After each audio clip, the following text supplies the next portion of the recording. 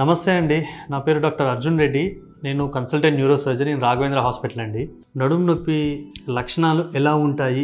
చాలామంది అన్ని నొప్పులు నడుముకి సంబంధించినవి ఒకటే దానికి సంబంధించింది అని అపోహలో ఉంటారు. కాకపోతే మనకి నడుముకి సంబంధించిన ఎముకలకి వచ్చే నొప్పి ఒకలాగా ఉంటుంది. సపోజ్ ఇప్పుడు మనకి ఆ ఎముకలలో మనము లిస్థసిస్ అంటాము. ఎముకలు ముందుకి వెనుకకి జరగడం. ఇలాంటి కండిషన్లో నొప్పి మనం ముందుకి బెండ్ అయినప్పుడు కానీ, లేదా ముందుకు వంగి ఏమన్నా బరువులు ఎత్తడం కానీ, లేదా మనం ఎక్కువసేపు కూర్చున్నప్పుడు కానీ నొప్పులు వస్తూ ఉంటాయి. దీనికి మనము డిస్క్ పెయిన్ అని అనుకోవడం చాలామంది అపోహపడుతూ ఉంటారు.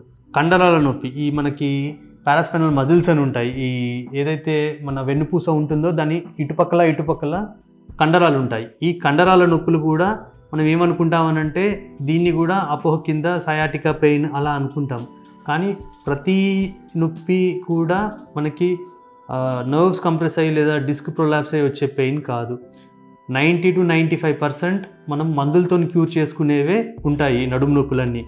ఓన్లీ ఒక 5% కేసెస్ వరకు మాత్రమే సర్జరీకి వెళ్ళేవి ఉంటాయి. నడుము నొప్పికి డాక్టర్ని ఎప్పుడు కలవాలి అని చాలామందికి అదొక అపోహ ఉంటుంది. సాధారణంగా ఏ నడుము నొప్పి అయినా ఎవరైనా జనరల్గా ఇంట్లో 1-2 రోజులు నొప్పికి సంబంధించిన ట్యాబ్లెట్స్ వేసుకుంటారు. దాంతో కూడా తగ్గలేదు అని అంటే ఇంకా చాలామంది ఏంటి అని అంటే ఏదో ఒక ట్యాబ్లెట్ వేసుకుంటూ పొడిగిస్తూ ఉంటారు. కానీ ఎప్పుడైనా కూడా 2 రోజులు మించి 48 గంటలు మించి మనకి నడుము నొప్పి తగ్గలేదు, పెయిన్ కిల్లర్స్ వేసుకున్నా కూడా అని అనుకుంటే ఇమీడియట్గా డాక్టర్ని కన్సల్ట్ అవ్వడం బెటర్. ఎందుకు అని అంటే కొన్నిసార్లు అది ఓన్లీ కండరాలకు సంబంధించిందో లేక ఎముకకు సంబంధించిందో ఏదో పట్టేసింది అని అనుకుంటారు, క్యాచింగ్ పెయిన్ అంటారు. అలాంటివి కూడా అనుకొని డిలే చేస్తూ ఉంటారు.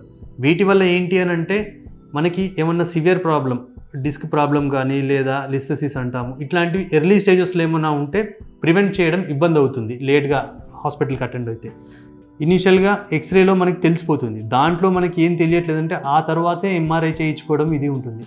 అండ్ ప్రతిసారి ఒక అపోహ ఉంటుంది, డాక్టర్ దగ్గరికి వెళ్ళిన వెంటనే సర్జరీ ఏమైనా చెప్తారేమో లేకపోతే వేరే ఏమైనా ఇంజెక్షన్ ఏమైనా చెప్తారేమో అనే భయంతో చాలామంది హాస్పిటల్కి రాకుండా ఇంటి దగ్గరే ట్రీట్మెంట్ తీసుకుంటుంటారు. దానివల్లే డిలే అయ్యి సివియరిటీ అనేది పెరుగుతుంది.